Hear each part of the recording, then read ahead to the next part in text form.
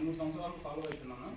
అన్ని నుంచి ఏ స్వార్థం లేదు, ఏం లేకుండా సొంత ప్రయోజనాల కోసం కాకుండా తెలంగాణ బిడ్డలైన తెలంగాణ యువత కోసం గత 4-5 సంవత్సరాల నుంచి కొట్లాడుతున్నాను. నేను ప్రత్యక్ష సాక్షిని.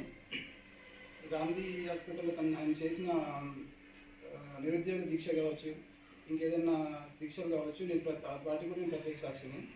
ఇంకొకటి ఏం చెప్తామంటే, నిరుద్యోగుల సింహగర్జన గురించి మాట్లాడమంటే,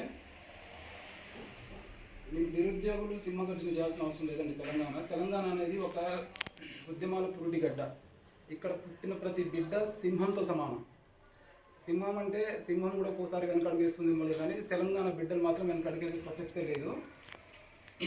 ఇక నిరుద్యోగుల సింహగర్జన గురించి మాట్లాడమంటే, ఇప్పుడున్న ప్రజెంట్ ముఖ్యమంత్రి సీఎం రేవంత్ రెడ్డి గారు డ్రగ్స్ ఎలా అమ్ముకోవాలి, ప్రజల్ని ఎట్లా మభ్యపెట్టాలి, ఇంకోటి ఫండ్ల గ్యాదర్ చేసుకోవాలి, ఆ హైడ్రా పేరు తీసుకొని ఎట్లా ప్రజల్ని మభ్యపెట్టాలి, అలాంటి వాటి మీద దృష్టి పెట్టకుండా నిరుద్యోగుల కోసం ఒక ఉద్యోగ నోటిఫికేషన్ ఇవ్వడం మీద దృష్టి పెట్టి బాగుంటుందని నా ఒపీనియన్.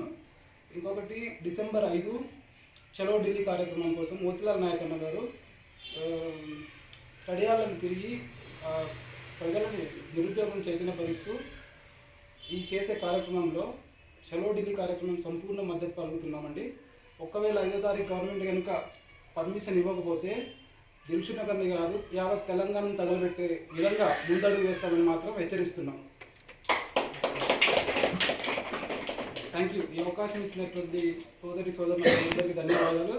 అలాగే ఇంతగానంగా ఒక నిరుద్యోగ బిడ్డ కోసం, తెలంగాణ బిడ్డల కోసం, యావత్ భారతదేశ బిడ్డల కోసం కష్టపడుతున్నటువంటి మోతిలాల్ నాయక్ అన్న గారికి పాదాభివందనాలు చేస్తున్నామండి.